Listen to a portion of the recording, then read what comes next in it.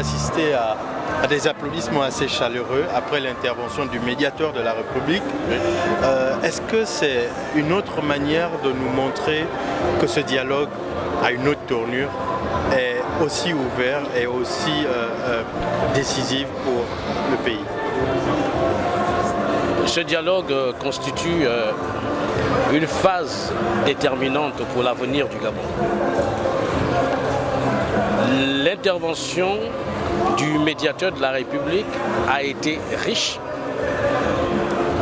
parce que cette institution est parvenue à nous présenter un diagnostic réel, sans démagogie, mais avec objectivité de la situation du pays. Le dialogue proposé par le président de la République a été une invite face à une crise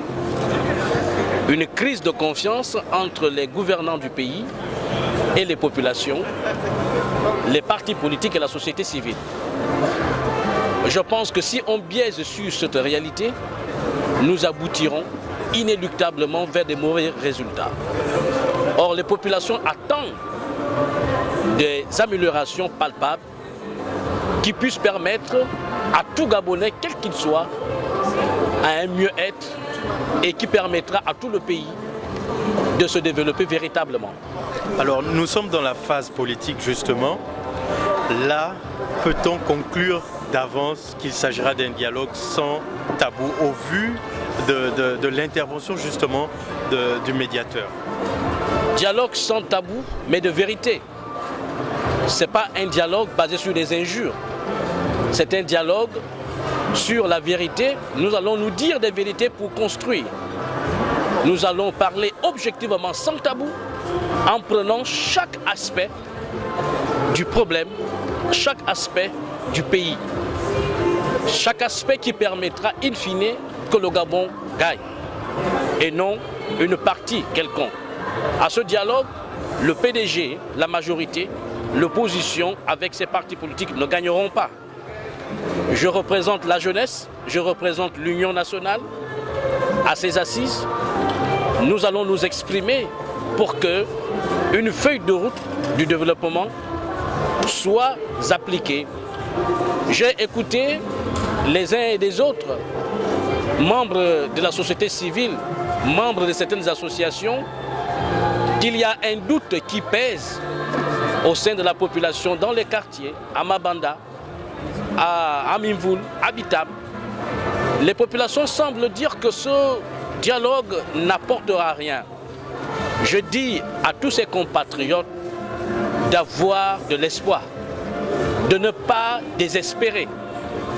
On juge un maçon au pied du mur. Quelles sont vos impressions, quelles sont vos aspirations pour ce dialogue? Disons qu'aujourd'hui, nous, on prend acte des rapports qui ont été donnés dans la phase citoyenne.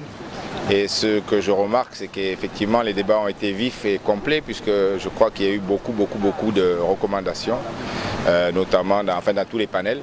Ce qui augure en fait maintenant de pouvoir synthétiser, de pouvoir harmoniser nos positions au niveau de l'opposition, de prendre en compte également donc, tout ce qui est revendication de la phase citoyenne, bien qu'on ne peut pas bien entendu tout prendre non plus, mais il va falloir faire le tri et donc qu'on puisse vraiment répondre aux aspirations des populations.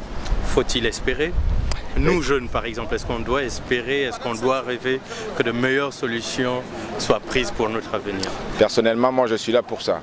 Donc, effectivement, je refuse la radicalisation de l'opposition et je m'inscris dans une opposition responsable et progressiste. Donc, effectivement, pour moi, si je suis là aujourd'hui, ce n'est pas du tout d'ailleurs pour plaire, disons, au pouvoir, mais c'est pour faire avancer la démocratie et l'alternance à venir.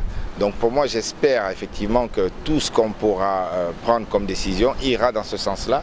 Et donc j'invite les populations qui nous font confiance à espérer, ça c'est sûr. Ok, peut-on espérer alors, dans le même élan, peut-on espérer avoir un dialogue ou un format différent de celui qui a été proposé en 90?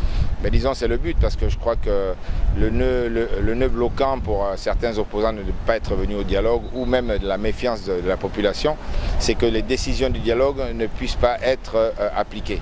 Or, je crois qu'aujourd'hui, on met un point d'honneur justement à ce qu'au sortir du dialogue, toutes les résolutions qui seront prises pourront être appliquées. Alors pour l'instant, on n'a pas le format d'application. Est-ce que ce sera par l'Assemblée nationale? Est-ce qu'il y aura du référendum? Est-ce qu'il y aura des décrets, des arrêtés au niveau du gouvernement, etc., etc.